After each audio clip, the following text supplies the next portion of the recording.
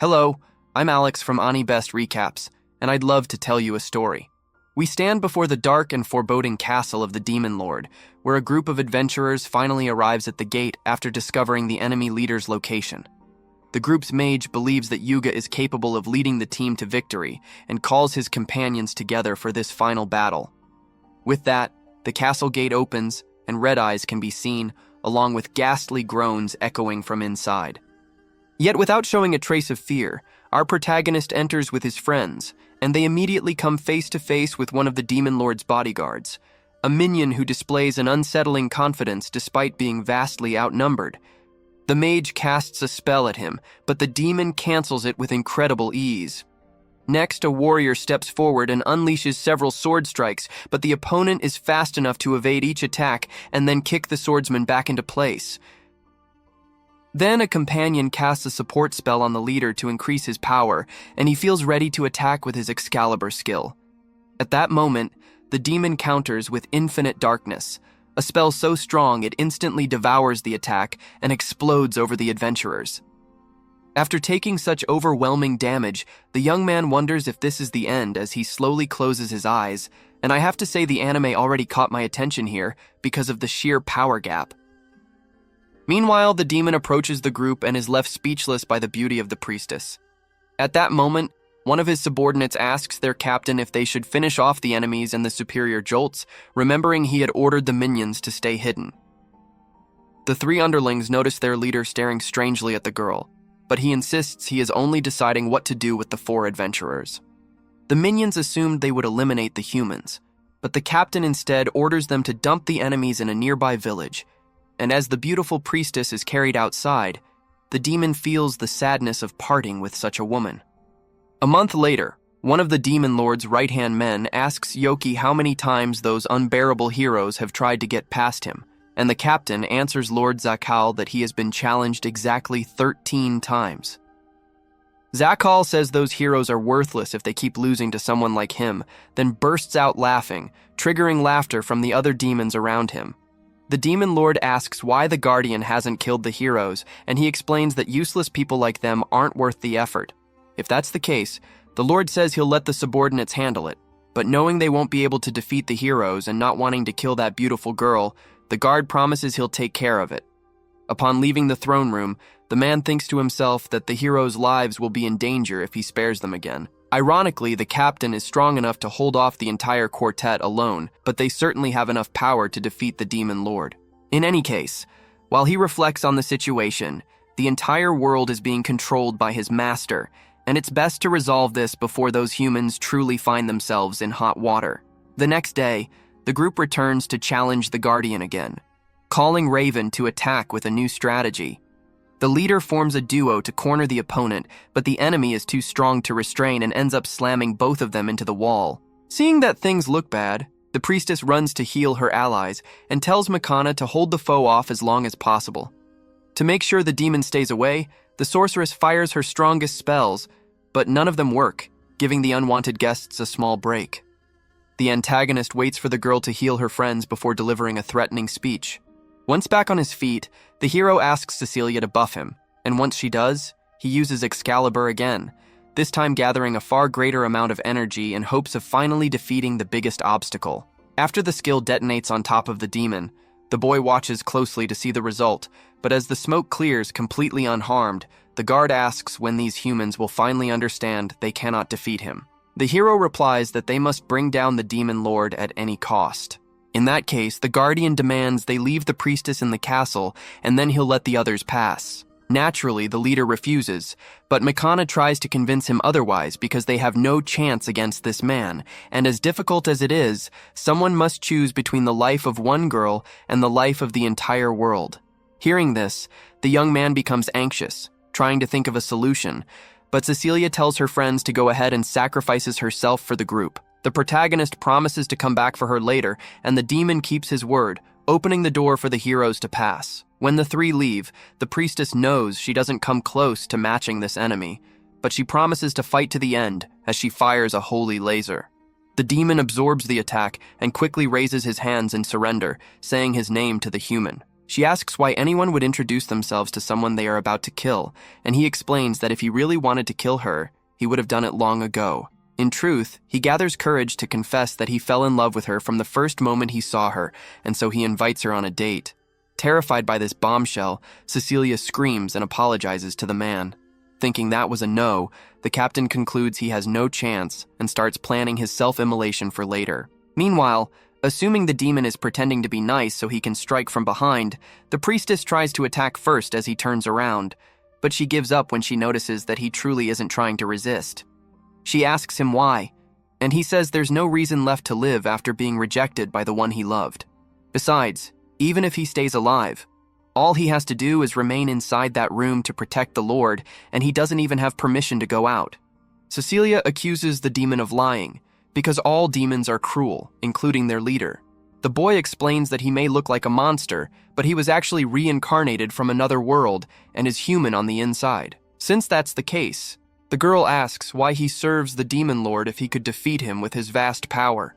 Our guy explains that if he did that, he would be appointed as the next lord, something he doesn't want. Because of that, he spends his life confined every day with no chance to do anything. What he wanted was to put an end to his own pathetic life, but that changed when he met the priestess, who gave him the feeling of what it truly means to be alive for the first time. However, now that he has been rejected, he has once again lost the desire to continue living. Even so, the girl says he shouldn't feel that way, since he has the power to turn this war around. And if he really has even a little humanity inside him, he should use that strength to change the course of the battle. With that, inviting him to fight by her side around the world, she extends her hand and says, "There is still time." Sometime later, in the Kingdom of Clarity, the group of heroes is decorated by the king for their incredible feat of defeating the enemy leader. For that reason, the ruler declares the beginning of a 3-day celebration to commemorate the victory. Meanwhile, watching the capital from afar, the former captain rips off his own horn, presenting himself to the people after their act of bravery. The group of heroes parades through the crowd, and the leader says they wouldn't have won if not for the priestess, which makes Mirika jealous. Back to our protagonist. After removing anything that would imply he was a demon, the young man goes to the city's Adventurers Guild and asks to register at the counter. Out of patience, the attendant finds the form, and the boy fills it out without delay, receiving the identity card that classifies him as an F-rank adventurer. The clerk also tells the kid not to lose that thing, especially over the next 3 days, because the rest of the staff was released for the festival. Anyway, the man introduces himself as Clayman and wishes the rookie luck. Later, at an inn, the boy throws a good amount of coins onto a table and, satisfied with the money he earned on his first day, believes he could live a stable life and confess to Cecilia again. Sometime later, upon entering the guild, he hears 2 adventurers talking about a boy who is rising in rank extremely fast. That very boy walks up to Clayman with 5 different missions and says he came to collect all the rewards, while the clerk wants to know why this kid always insists on being served by him. The boy explains that he got used to the clerk, and besides, he works fast. Putting that aside, the man asks who this boy really is, and he nervously replies that he's just an ordinary adventurer. Clayman doesn't believe someone who rose from rank F to D in just 1 week can be called ordinary. Still, since the boy hasn't done anything illegal, the attendant can't investigate him, so he drops the matter. At that moment, disguised so she won't be recognized, the priestess walks up to the counter and invites the boy to her house to talk. Obviously, the supposed demon isn't going to let that chance slip away, so shortly afterward they arrive at the mansion by carriage. One of the gate guards is eager for the beautiful woman to return, but when he sees a kid stepping out of her carriage, the big guy approaches him with hostility. The lady of the house appears to scold the guard, while another guard pulls him away before things get worse. Inside the mansion, the priestess apologizes since she should have found him earlier, but he doesn't regret the time spent as an adventurer because he was having a lot of fun. He's actually surprised she managed to find him, and she explains that the boy has become the city's main topic because he rose in rank in the blink of an eye. She wants him to leave the Adventurers Guild. She explains that even though the demon lord has been defeated, the human nations will soon restart their usual conflicts in search of supremacy. The signs are clear. For example, the hero has begun receiving several marriage proposals from other nations, and our protagonist understands why, as if the guy didn't already have a premium skin, now he's the most popular man in the world. However, the girl explains that those proposals are simply a way to gain more power and influence. Obviously, the boy will become an S-rank adventurer sooner or later, But the moment he reaches that rank, every eye will turn toward him, and if they find out he's a demon, they might try to use his power to conquer the world. For that reason, she wishes he wouldn't draw so much attention and that he would at least advance more slowly. She could simply hire him, but she doesn't have the budget to sustain an adventurer who earns that much. In return, she kneels and promises she would do anything if he accepts. Faced with that, acting like a complete idiot because he clearly has no idea how to deal with the girl he loves in that position, the boy makes it clear that he only has eyes for her. After laughing at the boy's reaction, the girl is pleased until her mother, Celia Akoran, walks in. The kid holds himself back so he doesn't embarrass himself in front of his future mother-in-law, while Celia explains that one of her maids will deal with the guard who disrespected him. The kid imagines that a big guy like that won't learn any lesson from a little maid, while the mother is actually discussing how many of the guard's bones should remain intact. After settling the matter, the lady reveals that her daughter has received many marriage proposals, including one from the hero. The kid goes crazy and swears he'll show everyone who the real monster is, but the girl tells him to cool it because she already turned down all offers. Seeing that this young man clearly likes her daughter, the mother proposes that he marry her. Extremely nervous, the boy looks at his beloved and explains that since he was already rejected once, what he wants now is to rise in life and confess to her again when he is stable because he wants to respect her feelings. Hearing that, the lady of the house says the boy passed the test and he is always welcome. After this conversation, the two meet in the garden to say their goodbyes and decide that from now on, they'll address each other by their first names, a big step in intimacy for the two of them. A little while later, we see our protagonist in the middle of one of his hero quests, and the situation is so insane that something which would normally take a full week to complete, he manages to resolve in just a single day. However, at the exact moment he prepares to head back home, he is suddenly attacked by 3 unknown assailants who launch a coordinated offensive. The young man tries to defend himself, but he soon realizes that those faces are extremely familiar to him. In fact, they are his former subordinates from back when he worked at the Demon Lord's castle, and, since he doesn't want to fight his old friends, he calls for a timeout and reveals his true identity. Everyone is overjoyed to see that the former captain is alive, but Duke also shows himself to be furious because the protagonist practically abandoned them when the hero group attacked. Because he wasn't there to take care of things as usual, the humans managed to reach the throne room and defeat the sovereign. It is almost as if the young man had let the heroes pass on purpose, and to top it all off, he now looks like a human for some bizarre reason. The youth asks everyone to calm down and guarantees he has an excellent motive for what he did, so the 3 wait to hear the explanation. But when he reveals that all of this happened because he has a crush on the priestess of the hero group, the demons simply cannot process the information. The protagonist makes it clear that he plans to live as a human from now on, warning them that they no longer need to see him as captain and are free to follow their own paths. However, they refuse to leave, as they prefer to stay close by, and besides that, they are dying of curiosity to meet the woman who stole the boss's heart. The lad explains that this is impossible, because if anyone saw them, it would cause widespread panic in the city. The subordinates argue that this isn't a problem, since they can hide their demonic characteristics the same way he did, and faced with such insistence, the young man eventually agrees, although he warns that blending in with humans won't be as easy as they imagine.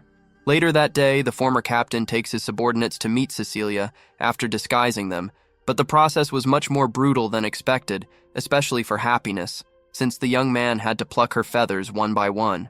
Everyone sits down to have tea, and the priestess says it is a pleasure to meet them, commenting that, although she knows they are demons, they don't even seem to be.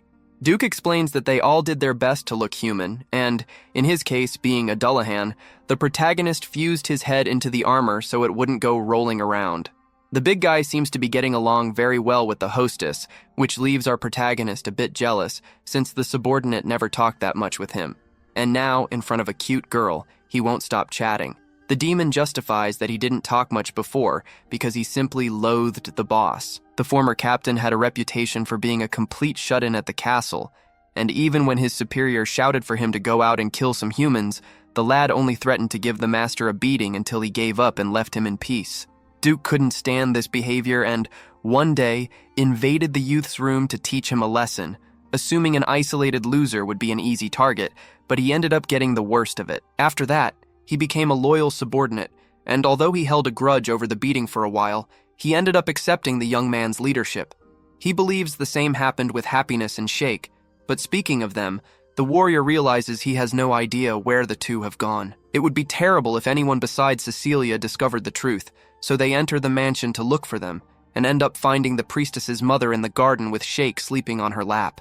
The woman notices them approaching and asks if they know the boy, so they explain that the little one is a friend. The protagonist apologizes for any trouble he might have caused, but the mother says there is no need to apologize because she loves spending time with children. She found Sheikh running through the garden, and instead of worrying about insignificant details of how he got in there, decided to play tag with him until the little one got tired and fell asleep. Since Sheikh is safe, the lad asks if she saw a girl, and the woman confirms it, saying the headmaid took her inside a short while ago. Sensing the smell of trouble, everyone runs into the interior of the mansion, and they are surprised to see Happiness being trained in perfect maid etiquette. Sophia explains to the group that she was just finishing the training of the new employee, but Cecilia informs her that the young woman is not a maid, but rather a friend. The headmaid apologizes for the misunderstanding and says she can leave if she wants, but to everyone's surprise, Happiness decides she wants to stay, as she found the work of a maid much more fun than she imagined. With Sophia's approval, she officially becomes an employee of the house. At the end of the day, everyone prepares to leave and wishes good luck to the new maid. But before the protagonist can get away, Cecilia's mother pulls him aside. She mentions that her daughter hasn't been able to relax for weeks and plans to force her to take a day off, suggesting that if the lad wanted to ask her on a date, that would be the ideal moment. This is one of the best opportunities the youth has ever received, and he does not intend to waste it. On the appointed day, the priestess arrives in her carriage, and the young man is dazzled by how beautiful she looks. He promises to do everything in his power so that she enjoys the rest to the fullest, and the girl finds it funny that he takes this so seriously, but confesses to being anxious about the plans. While they walk, Cecilia notices that the local bakery has a new type of cake and suggests they stop there later, while the protagonist can hardly take his eyes off her because of how enchanting she seems. So far, everything is going very well, and the young lady seems to be truly enjoying herself. They pass by an accessory shop and are about to enter, but it happens that Yuga and Makana were also passing by there. As soon as he recognizes his friend, the hero calls her, completely ignoring our protagonist. He says it's a crazy coincidence that everyone took the day off on the same day and suggests they spend the rest of the time together. The priestess tries to refuse politely, explaining she was already with the lad, and upon hearing his name, Yuga feels like he has seen him somewhere before, but decides to leave that aside for now. The hero insists that everyone enter the shop together and barely gives time for objections. Makana is upset with the situation because the only day she convinced Yuga to go out with her was ruined.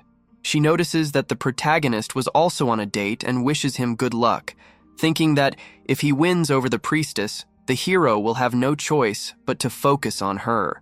Inside, the lad reunites with Cecilia and offers a gift as a way of thanking her for all the help she has given him. Yuga sees the scene, and jealousy hits hard, causing him to shove himself between the two and say he wants to choose gifts for everyone, clearly trying to outperform the rival. The protagonist chooses a necklace he thinks will look great on the girl, while the hero just picks the most expensive pendant in the shop because he doesn't know what else to buy. While trying to make her use the accessory, he accidentally knocks off the young lady's disguise and, without the hat and glasses, everyone in the shop instantly recognizes the members of the hero group. They are surrounded by fans and chased down the street, which causes our protagonist to be separated from Cecilia. While trying to find her, he ends up bumping into Sir Raven, who is being cornered by a group of girls and looks very uncomfortable. The lad decides to help and distracts the crowd by pointing in Yuga's direction before pulling Raven into an alley. After losing the fans, the youth expected at least a thank you, but the warrior remains in silence. However, when he is leaving, Raven asks him to wait, and the protagonist immediately understands the reason for such silence. His voice sounds exactly like that of a teenage girl. The knight avoids speaking in public for fear that they will laugh at him, but the lad guarantees he won't mock him after all.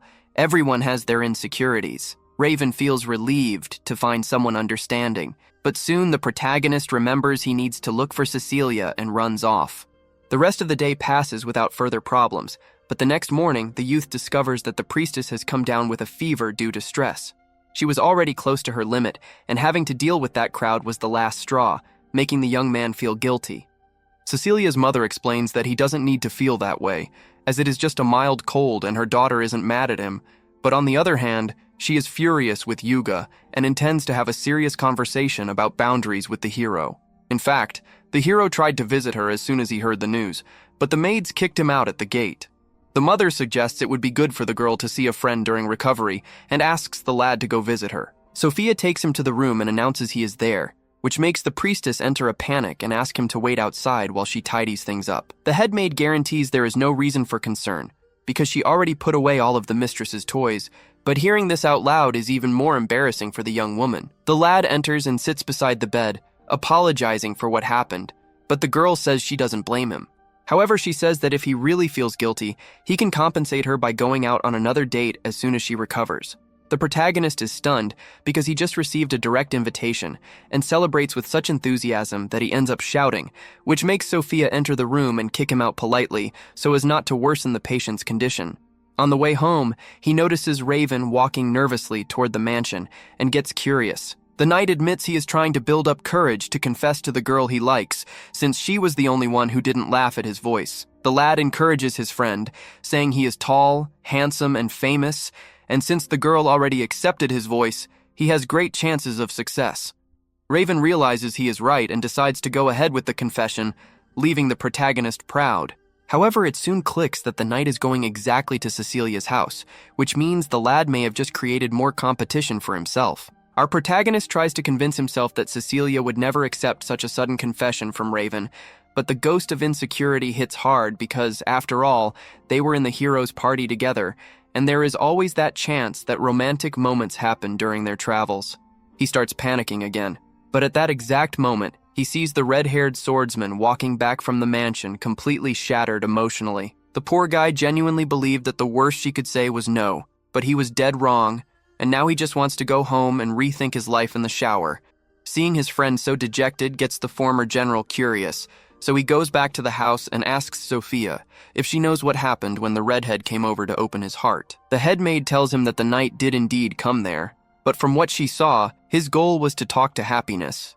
And this information hits our protagonist like a critical hit because he had no idea that the guy's target was the demon maid.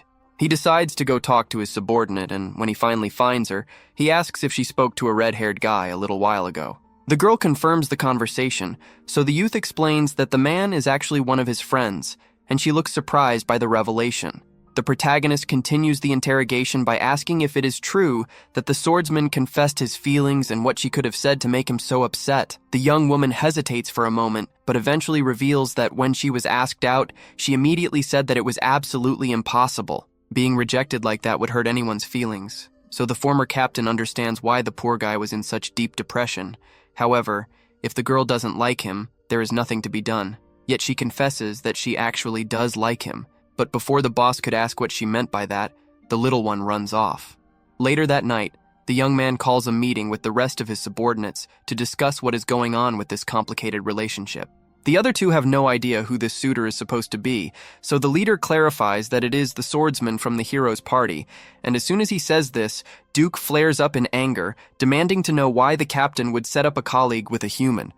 The youth explains that he wasn't the one who introduced them and that he has no idea how they met in the first place, but that is not the point. He tells everyone about the confession, and the big guy assumes the girl must not have taken it well, since most humans she dealt with in the past were either trying to capture her for her feathers or were strange types with furry fetishes, which was terrible either way. That said, Shake doesn't believe the friend hates all humans after all. She willingly chose to work as a maid because she liked the people in the mansion, so she must have been able to tell that the swordsman is a good guy. The next day, the protagonist heads into the guild as usual, but to his surprise, Clayman isn't here today. One of the other receptionists calls the young man over since she recognizes him as the guy who is always talking to the vice guild master. The lad has no idea what she's talking about at first, but she explains that despite how lazy Clayman seems, he really is the vice guild master here. This is a shocking revelation, but right now, the youth is more interested in finding out where he went. Since it is a secret, but our protagonist is friends with the missing man, the receptionist informs him that he was hospitalized after a fight with his wife. Later that day, the former general goes to the hospital to pay him a visit and is shocked by how badly he was hurt. When asking what happened, the injured man explains that yesterday was his wedding anniversary and he wanted to pick out a perfect gift, but he got so focused on it that the entire day went by while he stared at jewelry, and by the time he finally made it home, he had already missed dinner. The wife thought he had forgotten the date, and they got into an epic fight right after. The boy thinks the woman must be incredibly strong to leave him in that state, and the husband confirms this is expected since she is a former A-rank adventurer. The protagonist cannot believe his friend is married to someone of that level, but for the record, the lazy attendant is also a former elite adventurer. It is going to take a while for the wounds to heal naturally, so the young man offers to use healing magic to help, but the man shuts the idea down immediately, claiming that being injured is the perfect excuse to have his wife nurse him back to health with all her affection. Just then, the wife walks into the room and turns out to be none other than Sophia, which leaves our protagonist in total shock.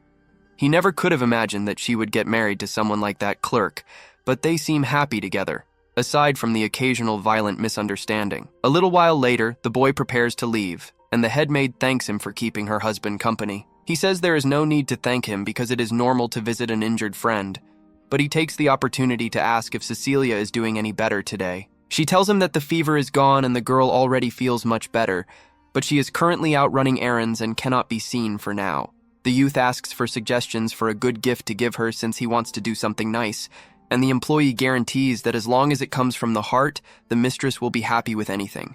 The protagonist thanks her for the advice and leaves the hospital. But as he is walking down the street, he starts fantasizing about what it would be like if he and the priestess got married. When he finally snaps back to reality, he realizes he is near the hero's lodging and decides to check on Raven. Upon opening the door, he finds the redhead lying in bed, just as depressed as on the day of the rejection, and he feels bad for the guy, wanting to help somehow. He asks the knight to explain how they first met, and the swordsman tells him it all started on an ordinary afternoon. He was busy with his daily patrol when he noticed a girl being harassed by a couple of drunk guys. The swordsman swiftly dealt with the first guy, and after the others realized who he was, they all ran away, giving the job as finished. Since the girl was safe now, he turned to walk away, but she grabbed his cape to thank him. The knight said it wasn't necessary since he was just doing his job, but then he realized he had revealed his voice to a stranger and started worrying she might make fun of him. However, on the contrary, Happiness told him he had a very nice voice. At first, he thought she was joking, but the girl was serious because she genuinely liked the sound of his voice. She thanked him again and ran off to finish her shopping, but she left a lasting impression on the warrior's heart. That is why he eventually worked up the courage to confess, but things didn't go as well as he thought. He thinks it was a mistake to confess so soon without knowing each other well, as it probably made her uncomfortable. However, the protagonist says he shouldn't give up so soon because he feels there is still a chance and suggests they both go out for a while to cheer up.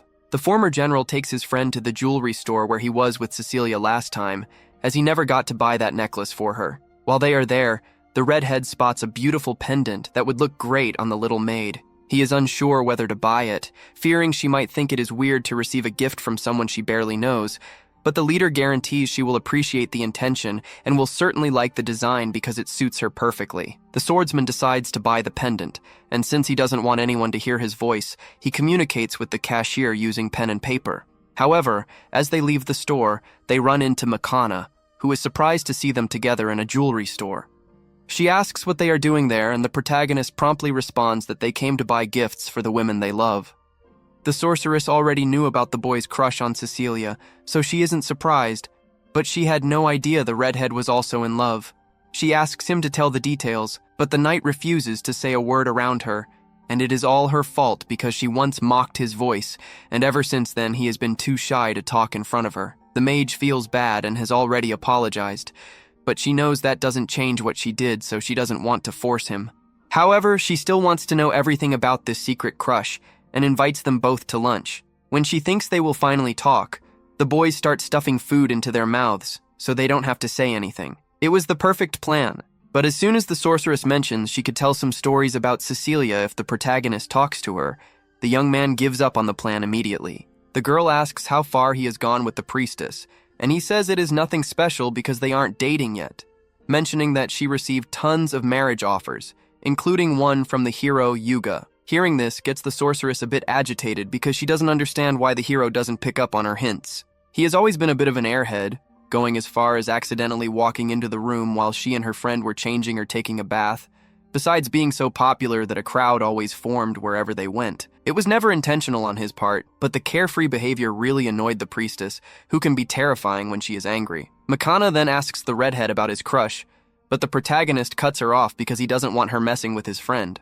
The sorceress promises she isn't trying to mock him, she just has her own relationship problems she wanted to talk about. The truth is, she feels that Yuga hates her because of something she did. She tells the young man that, although the kingdom's reports say they had an absolute victory over the demon lord, they were actually defeated multiple times, and by a random demon general no less.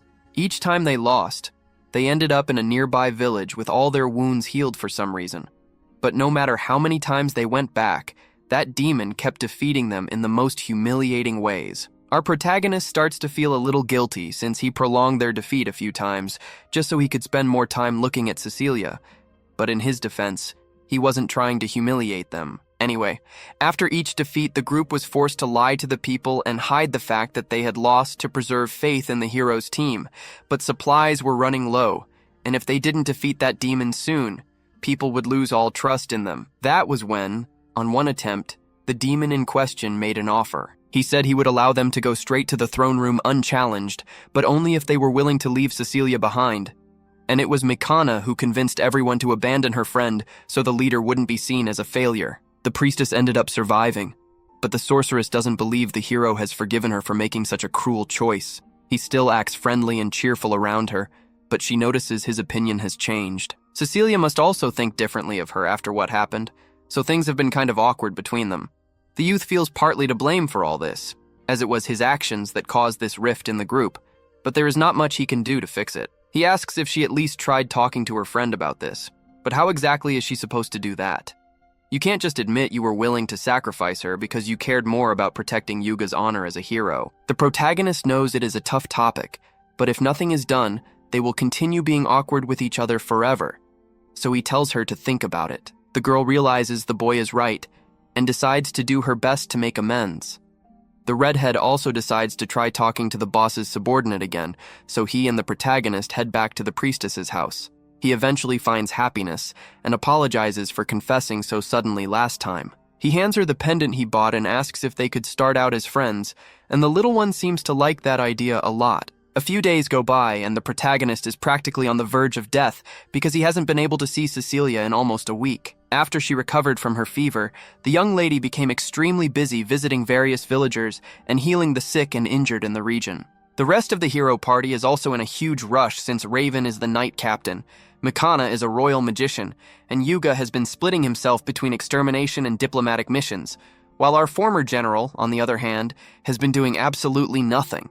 Just then, Happiness knocks on the young man's door and says she is there to deliver a message. Apparently, the priestess sent her to inform him that she will be returning home this afternoon, which means he will finally be able to see her again. The youth is absolutely radiant because he feels this is the perfect chance to deliver that necklace he bought since he missed his opportunity last time. However, while walking down the street, a random old lady at a fortune teller booth calls out to him and warns that he will have the worst luck imaginable today. This should be concerning, but the lad assumes it is just a scam and goes on with his day. After all, if he is on his way to meet his beloved, what could possibly go wrong? First, the protagonist goes to one of the local bakeries to buy a gift, but the lady who usually works there took the day off and asked her brother to fill in, and the guy is taking the job way too seriously. The situation gets quite awkward for our hero, so he just orders a few cupcakes and leaves quickly, but as he continues walking, he realizes that all the cakes were crushed by that guy's bulging muscles. The sweets are still tasty, but it is a lot of bad luck that it happened specifically to his batch.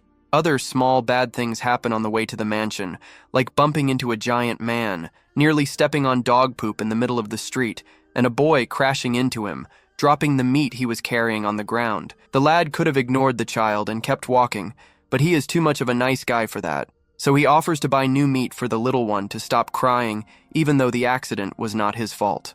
So far, only minor inconveniences have occurred, but the former captain's luck keeps worsening because a moment later, he gets his wallet snatched by a pickpocket. Some people would give up right there, but the young man is not going to let his hard-earned money be wasted, so he uses a bit of his power to catch up to the thief and beats the living daylights out of him. The protagonist was completely justified, but unfortunately, Yuga happened to be nearby, and all the hero saw was the youth kicking a guy on the ground and taking a bag of money. The The young man tries to explain that it is all a misunderstanding, but the blonde does not buy the story and starts attacking him, trying to force his surrender. Our hero could definitely finish off the blonde if he wanted to, but that would destroy his cover as an ordinary human, so he decides to just run away. However, the plan does not work since his path is quickly blocked by a bunch of knights, and fighting his way out would only cause more problems in the future, so the youth ends up surrendering. He is thrown in jail for his supposed crime and begins to think the fortune teller might have been right about the bad luck. That said, it is not all bad since he still has friends looking out for him, and a little while later, Duke shows up for a visit. The big guy was recruited by the Royal Knights a few days ago and finds it hilarious that the boss got himself into this kind of trouble so soon. The lad argues that he did nothing wrong, but the subordinate already knows that and tells him not to worry. Raven heard about the case and is already investigating, so it is only a matter of time before the situation is resolved. Shortly after, another knight named Irene arrives and informs the protagonist that he has been cleared of all charges and is free to go. The youth is relieved, but she adds that Yugo wants to meet him to apologize, which is the last thing the lad expected to hear. Later, the two meet at a restaurant and the hero is sincerely sorry for all the trouble he caused, offering a feast as compensation. The young man is almost blinded by the purity emanating from the blonde, realizing he has no bad intentions, and decides to accept the offer. After the meal is consumed, the hero starts some small talk. First, he says he had no idea the youth was friends with Raven, and that although he did not recognize him at the time, he realized now that he is the same guy who was with Cecilia last time. Taking the opportunity, he asks what their relationship is, and the protagonist answers calmly that they are still just friends, which leaves the blonde visibly relieved. However, he then asks for advice on how to get along with the priestess, and that is the last subject our hero would want to discuss with him. The young man says he and the girl became friends recently, so if the hero wants advice, he should ask someone who has known her much longer, like Manga. However, the blonde claims he cannot ask her because the sorceress probably hates the priestess. The lad is shocked and questions if he heard the mage say this herself, but the hero explains he just knows she does not like her friend. He reveals that during the final battle, the sorceress convinced the team to abandon the priestess and that she would never do that if she did not hate her. The protagonist does not think it is fair for the hero to assume the girl's intentions without talking to her first. He argues that the mage was just as upset as everyone else about leaving her friend behind because she was crying the whole time, but the blonde asks how he could possibly know that if he wasn't even there. The lad still cannot reveal that he was the demon from back then, so he convinces the hero to drop the subject with a foolproof explanation, telling him to just trust his instinct. The blonde does not question further but refuses to accept that the fault was not the sorceress's, because if it wasn't hers, then it means the fault was his, and he could never forgive himself for abandoning his friend. The youth says he needs to stop pushing the blame onto his companions, because if he cannot accept responsibility for his own actions, then he does not deserve to be called a hero. The blonde suddenly starts crying, and the lad thinks he might have gone too far with the shouting, but it turns out the words really help the hero understand where he went wrong. Manga has been his childhood friend for ages and has always been by his side to support him since he became a hero, but he could not put faith in her and chose to believe she abandoned the priestess out of hatred.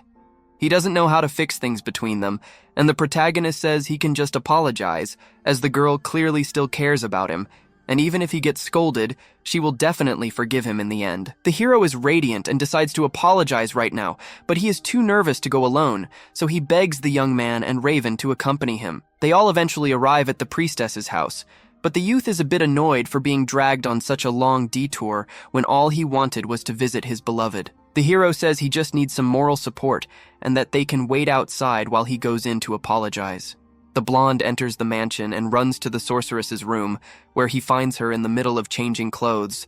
But while the girl immediately gets nervous, the boy remains serious and says he has something important to say. He confesses he realized he treated her unfairly all this time, thinking she abandoned her friend out of malice.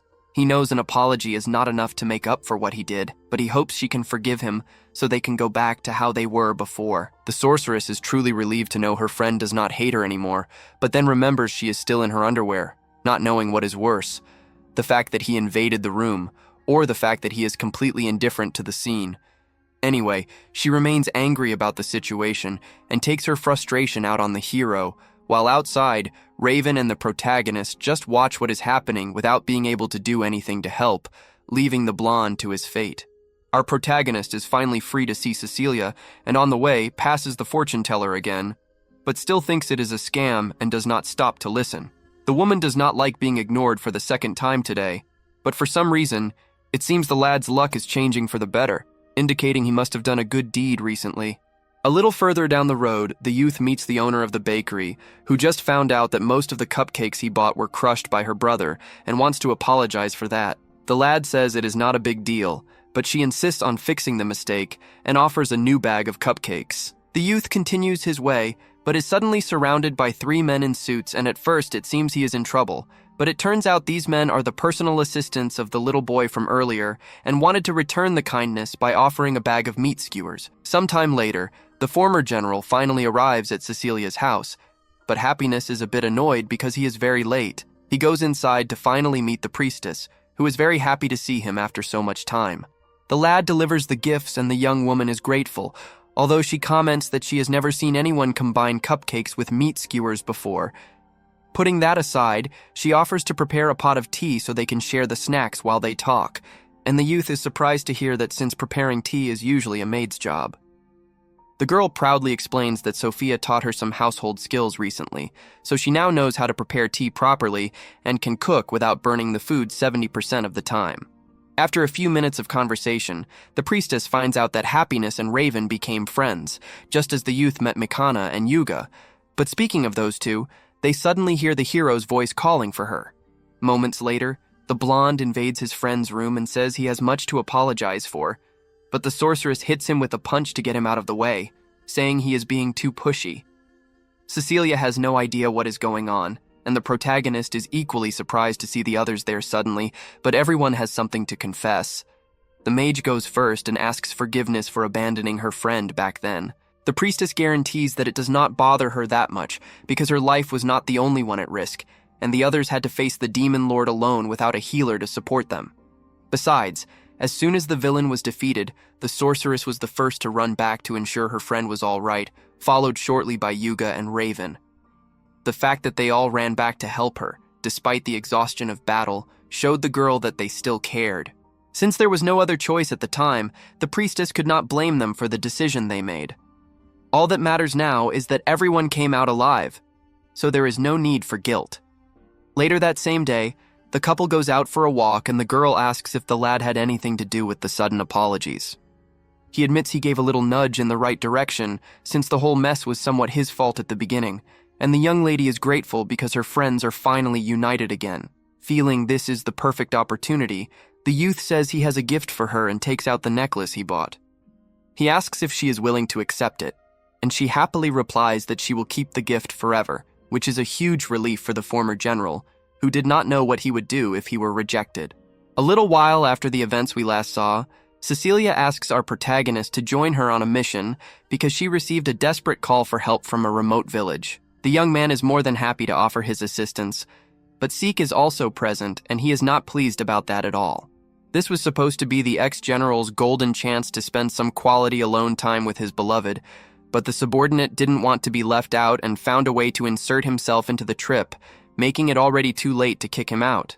The group eventually arrives at the village in question, and the priestess had heard that the place was attacked by bandits, but the situation is way worse than she imagined. The village chief soon comes out to greet her, and is delighted that such a famous figure decided to pay them a visit, though he has no idea who the two companions are. The girl informs him that they are her friends, and that both are skilled with healing magic, being there to help treat the injured, which makes the local leader quite happy. He leads them to the town hall where all the injured people are being kept, and the group gets to work immediately. They start healing the villagers one by one, and honestly, this much magic is practically nothing for the protagonist's immense power, but he notices that the girl is working herself to the bone.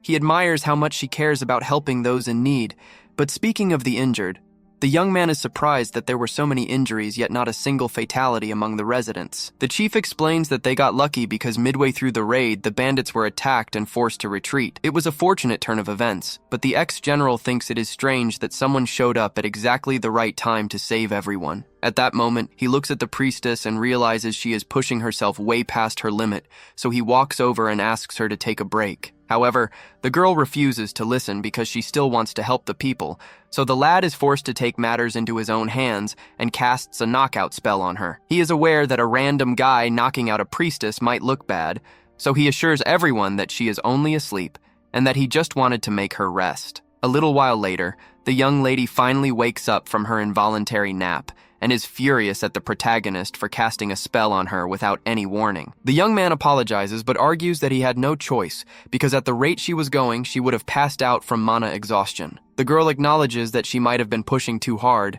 and understands the concern, but she still makes him promise never to use magic on her without permission again.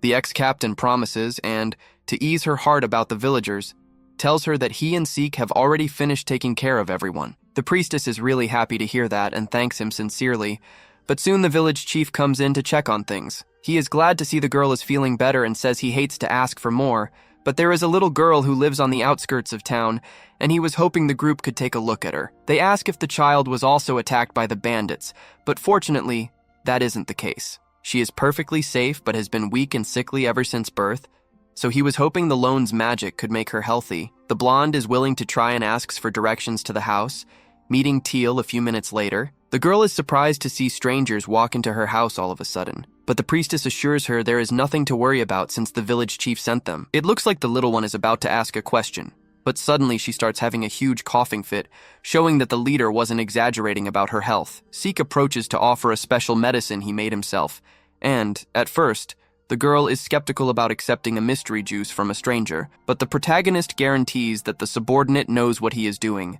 and that the medicine is safe. She takes his word for it and downs the whole bottle, being surprised to find that her throat actually feels better. She is very thankful and is sure that the group's arrival must have been a blessing from the guardian deity, but the young man has no idea what that is. Teal explains that the guardian is the statue of a god on the outskirts of town, and tells them that on the day of the bandit attack, she was heading back to the village after leaving an offering at the statue when she felt really sleepy and passed out in the forest. That was why she managed to avoid being hurt by the criminals, and she is certain the deity protected her. The subordinate points out it could have been a complete coincidence, but the girl is absolutely certain of the divine protection because when she was 7 years old, she was surrounded by wolves one night and would have certainly died if the guardian hadn't rescued her with black lightning. Since then, she feels she has been protected. The little one doesn't see anything weird about it, but the sleep magic and black lightning sound an awful lot like something a demon would use, which makes the protagonist and the priestess suspicious. Teal swears her deity isn't suspicious at all, and even offers to lead them there just to prove it. However, when she shows them the place, it is clear that it's a demon statue. The girl gets upset and says she will not stand for anyone slandering her beloved guardian, but she can barely stand as it is.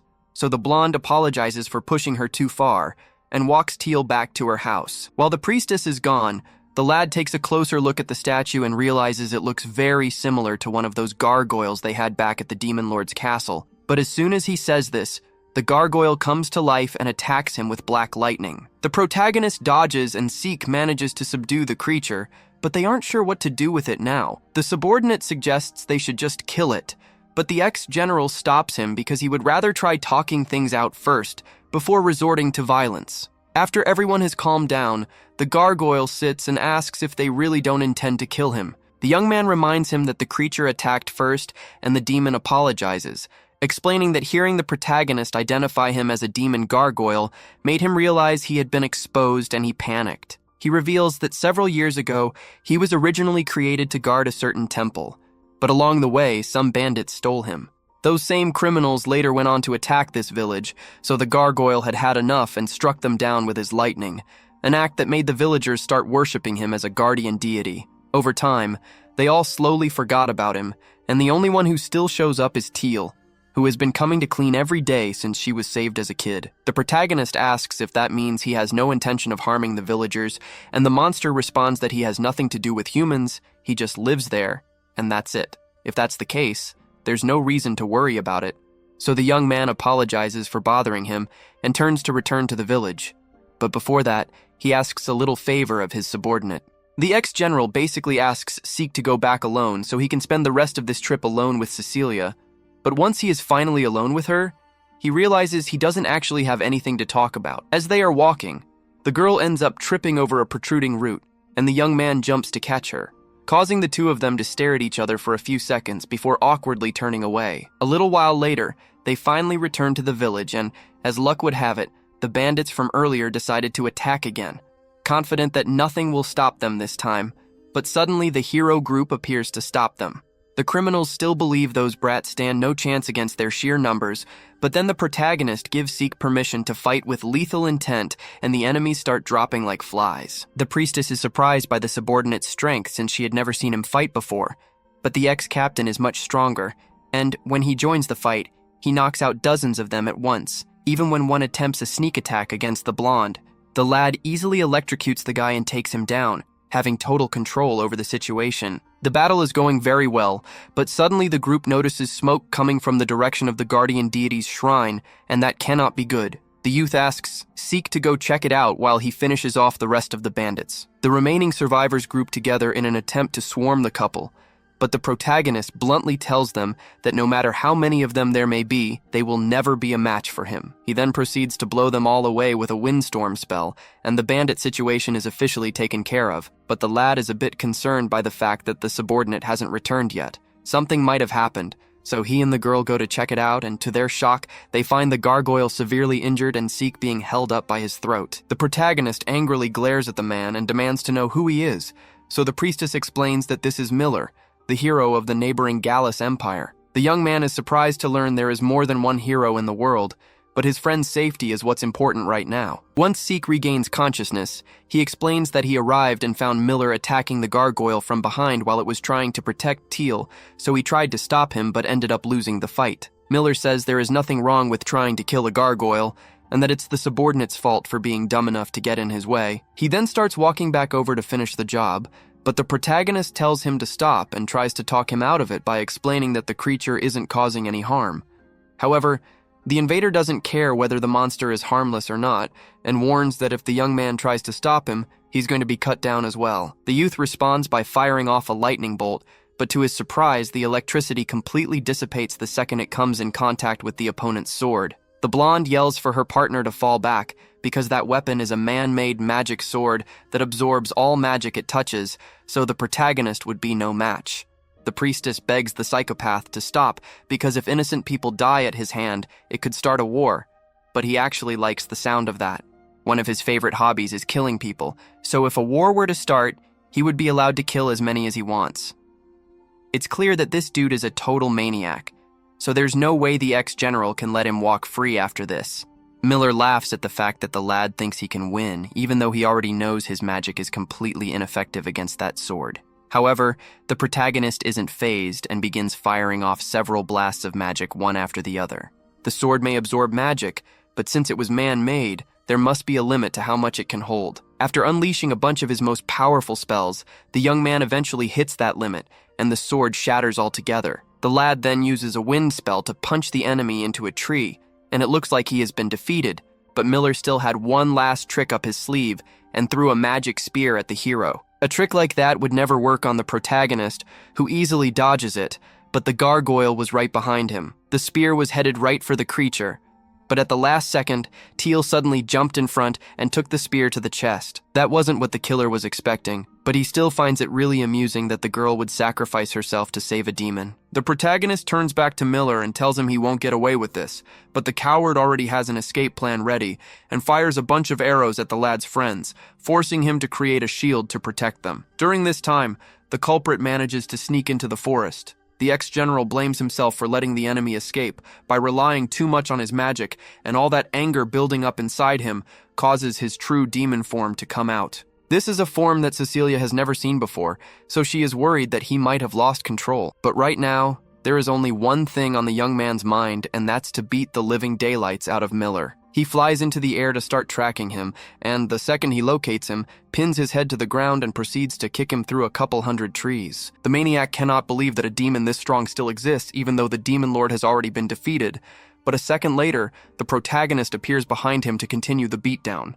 Miller tries to fight back, but the youth easily disarms him and knocks him to his knees before dragging him into the air by his neck. He could kill him right then and there, but he knows that's not something the priestess would want him to do, so instead, he just drops the body and lets him take his chances with the water. The ex-captain eventually returns to Teal's house, where he finds the blonde waiting for him. He asks how the others are doing, so she tells him she was able to heal the girl and the subordinate, so they both survived, and confesses she is really glad he came back in one piece. Cecilia invited little Teal to work as a maid in her home, ensuring the girl has a safe place to stay. But in the midst of that, our priestess and the protagonist were summoned to the castle for a matter of extreme urgency. As he kneels before the king, the lad confesses to being a bit nervous, fearing the monarch might be an insufferably arrogant jerk like the Demon King. But to his surprise, the sovereign is actually a very chill guy. He is not one for formalities, so he cuts to the chase and explains that he heard how the two chased off the hero Miller and the bandits attacking the village of Dagaz, and thus wants to grant them a reward for their efforts. The blonde tells the king she wants nothing, which is exactly what you expect from a saint, so the sovereign looks at the young man and asks if there is anything he desires. Our hero informs him that he has a great desire, but says it is something even a king could not grant. This makes the monarch curious, since few things are beyond his reach, and when questioned, the lad blurts out that he wants to win the priestess's love. He did not think much before saying that out loud, and now the girl is dying of embarrassment. A little while later, they return home, and she starts yelling at the young man for causing such a scene in front of the king. The boy apologizes for the mistake, but the girl's mother finds the whole situation hilarious and decides to use the moment to tease the lovebirds. Aqua tells the protagonist that he needs to reflect on what he has done, so for the next month, he is prohibited from seeing the blonde. This is worse than a prison sentence for the former general, but he is not the only one panicking. Even though she is embarrassed, the saint cannot imagine going a whole month without talking to him and tries to convince her mother to change her mind. The mother-in-law relents a bit and cuts the time down to 2 weeks, but still insists on the separation and orders Happiness to take the young man away. The subordinate complies and starts dragging her boss out, but as they pass through the halls, they spot Seek sitting in the garden alone, with an expression of deep sadness. The protagonist assumes this has to do with what happened with Miller and the fact that the subordinate was not able to protect anyone, but since he does not know how to cheer him up, he just goes home for now. There, he finds Teal taking care of the gargoyle, who is living at his place because the priestess's mother did not allow the girl to bring him into the mansion. Happiness warns that the little one needs to get back to work, and they prepare to leave, though Gar is a bit worried that the girl is pushing herself too hard considering her condition. Alone, the hero lies on his bed and thinks about what to do now that he cannot talk to his beloved. Since he spent most of his days at her house, he decides to go to the guild the next morning and ask for as much work as possible so he does not die of boredom. About half a month passes, and the lack of the young man is hitting the blonde hard as she finds herself subconsciously making cups of tea for him even though he is not there. Her mother is enjoying every second of watching her daughter's longing and starts teasing her, asking who the second cup of tea is for. The saint turns completely red and lies that she was waiting for her mother, but everyone knows that is not true. Aqua mentions that the deadline is almost up and confesses she is curious about what the young man has been doing to pass the time. Meanwhile, the protagonist has just returned home after pulling an all-nighter to finish all his missions. He is excited because he will finally be able to see his beloved soon, but the gargoyle interrupts him for a serious talk. The monster returns to his original form, and the lad notices that the creature's body is falling apart. The wounds caused by Miller were much more serious than they seemed, and he estimates he has only a few days to live.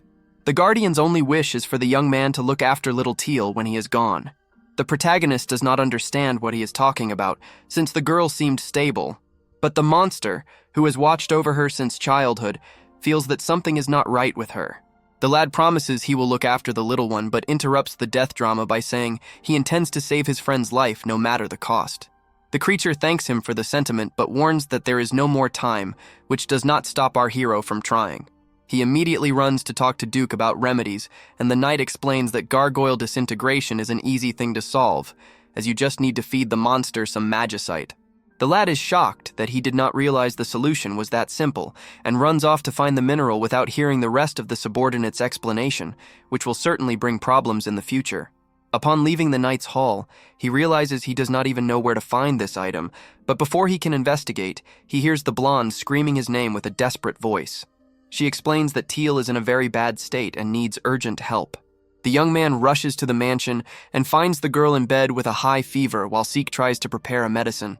Her condition worsened quickly due to overwork, and the available medicine only serves to alleviate the symptoms.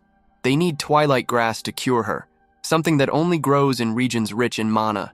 The protagonist offers to find the herb, and the saint goes with him, which he appreciates greatly, especially since he still needs to find the mineral for the gargoyle. At the merchant guild, they discover that everything is out of stock, which is the worst possible news. However, while they are trying to think of what to do, Clayman appears to pick up a request form and overhears the conversation. He tries to convince the lad to accept a mission involving a monster in a magicite mine, where the grass happens to grow as well. The boy and the blonde accept the mission, and Sophia decides to go along, both to support her husband and to ensure little Teal recovers. It takes 2 days to reach the mining town, and the maid orders everyone to rest as the monsters are active at night and the target is an extremely dangerous mutant rock eater. The creature is resistant to magic attacks, and the request requires bringing back the entire hide, so the best option is to immobilize it. The next morning, everyone is ready, and the protagonist is surprised that Sophia intends to fight in her maid uniform. She says she feels fine that way, but the real reason is that she loves the fact that Clayman thinks she looks cute in that outfit. As they enter the mine, they spot the monster devouring minerals, and the lad tries a lightning spell, but the beast ignores the damage. Clayman explains they must attack from the inside, so he will use his shikigami to protect his wife as she jumps into the beast's mouth. The couple fully trusts each other, and the protagonist and the saint put all their effort into trapping the rock eater with ice and magic chains. With the monster immobilized, Sophia jumps inside to destroy its guts. Unfortunately, the creature creates several smaller eaters that are also immune to magic, forcing the lad to fight with his fists to keep them away. Without the protagonist maintaining the ice spell, the larger monster breaks the chains and knocks the priestess down.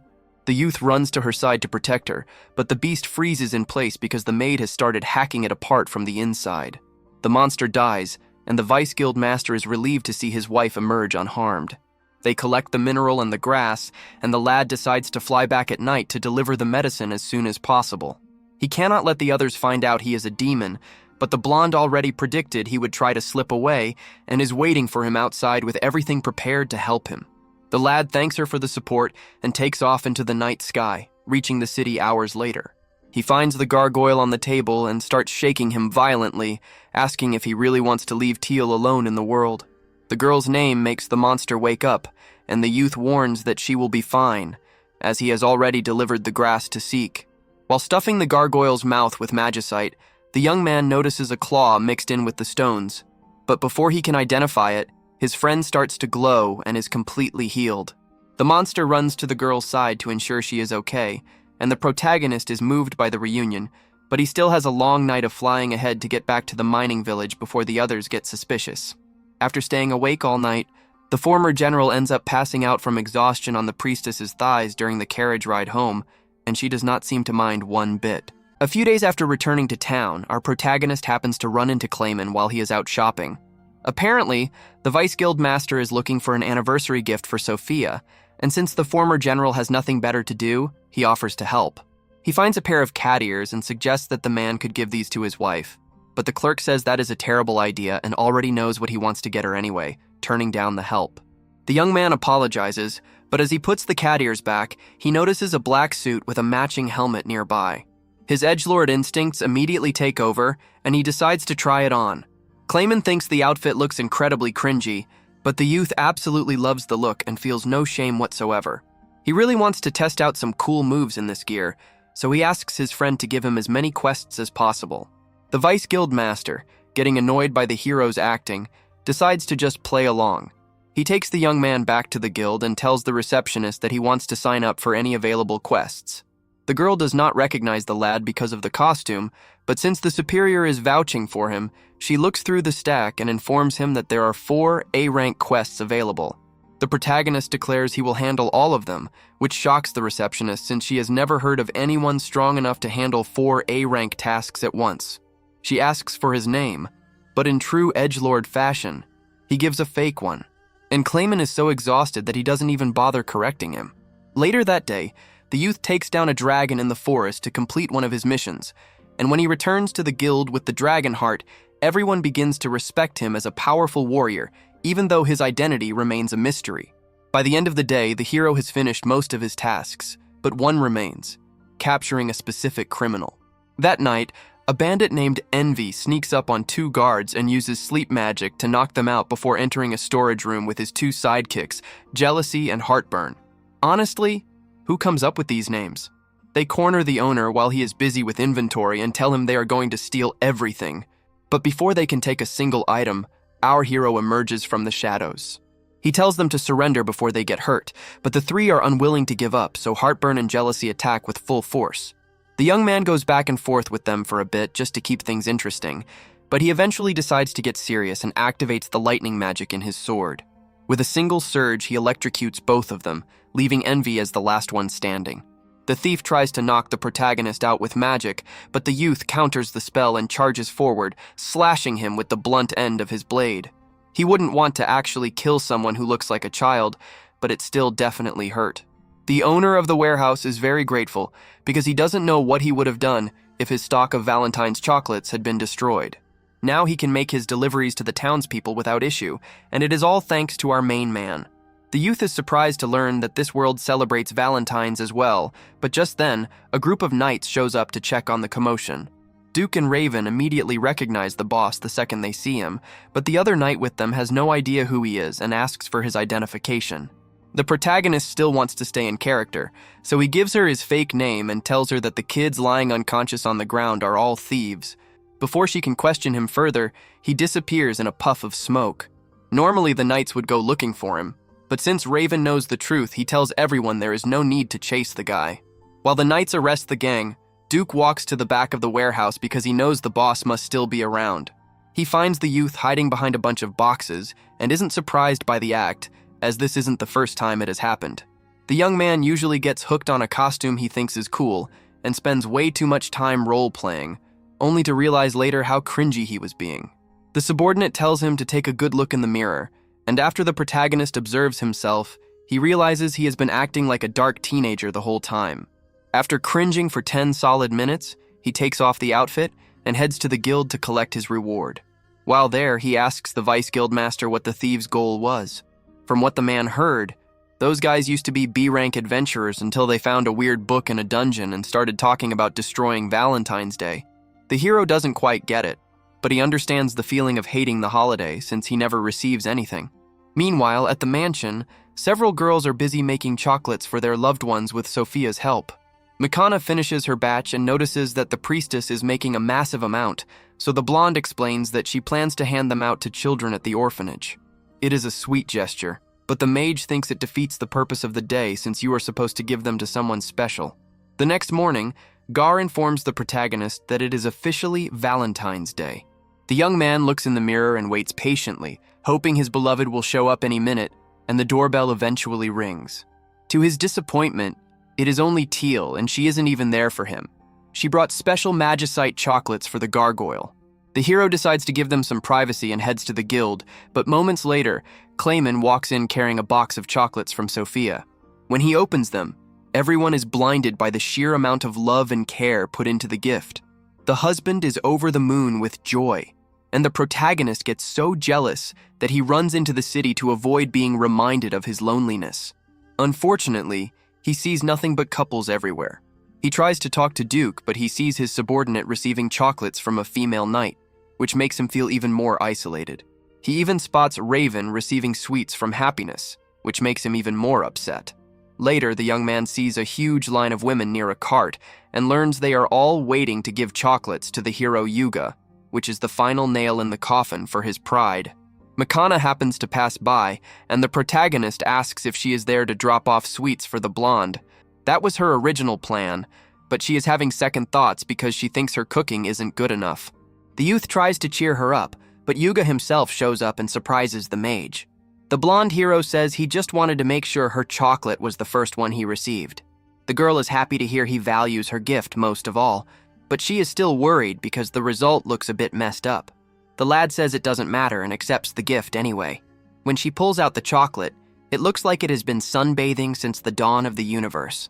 Our hero doesn't know what to say because that thing is clearly a biohazard, but Yuga doesn't care and eats it all in one bite, claiming he really enjoyed the flavor. Since he is a terrible liar, he must be telling the truth. A little while later, the protagonist goes to the mansion to see why he hasn't received anything, but he only finds Aqua and Seek. The mother tells him he is out of luck because her daughter is in town giving chocolates to orphans. The youth falls to his knees in despair, and the woman feels bad for him, so she offers him some of her own chocolates. At first, the lad tries to refuse since he only wants them from the priestess, but he is desperate enough to take what he can get. Moments later, Duke runs over to warn that Envy just broke out of jail and is going on a rampage. The thieves are riding a giant monster that sucks up all the chocolate in the city to ruin the day for everyone. Yuga tries to talk them out of it, but Envy refuses to listen to a handsome guy who gets tons of candy all the time. The monster tries to squish the hero, but he moves out of the way just in time. Soon, our protagonist arrives and realizes the situation is serious. He climbs onto a roof and tries to convince the villain to stop, saying he understands the pain of not receiving chocolates. Well, technically he got some from a friend's mom, but that's embarrassing to say. The bandit tries to squish the hero, but the youth jumps onto the monster's arm and knocks out the sidekicks. The leader moves the arm to throw him off balance and fires a fireball, but the young man counters with his own magic, and the two get locked in a duel. The villain asks why the protagonist doesn't hate the day as much as he does, and the hero responds that he still has hope that the girl he likes will give him chocolate. This makes the thief burn with rage, and he blasts the protagonist away before sucking up all the chocolates in the area, including a box the priestess was holding. Seeing this, the young man realizes that box was likely meant for him, and losing it makes him so mad that he stops holding back and fires a bolt of lightning straight at the enemy. The surge incinerates the magic book, causing the monster to crash. Yuga catches the villain just in time, but discovers that Envy is actually a girl. She caused the destruction because the boys she liked refused her gifts, and she felt her love was worthless. The blonde hero tells her that isn't true, and that he is happy to receive chocolates from anyone who puts their heart into it. This melts the girl's heart, but the protagonist is once again sidelined despite doing the hard work. He falls to the ground in defeat since no one is paying attention to him, but his beloved could never forget him. She approaches and hands him a Valentine's bag she prepared. The youth is thrilled, though a bit disappointed to see she gave bags to many people, including Seek and Happiness. However, when he looks inside, he realizes she gave him a cake in addition to the cookies, and since no one else got a cake, it must mean she considers him someone special. And that's where the episode ends. And I must admit that this Valentine's Day special was a roller coaster of secondhand embarrassment and cuteness, with our former general nearly dying of jealousy over everyone else's harem, only to be saved by a special cake at the end. It's funny how our hero almost caused a thunderstorm over a lost chocolate, but in the end, he proved that being the priestess's favorite comes with some very exclusive perks. Did you guys like it and want a continuation? Then let me know in the comments if you want the next part, smash that like button and the hype to support this video, and subscribe and hit the bell icon so you don't miss any news.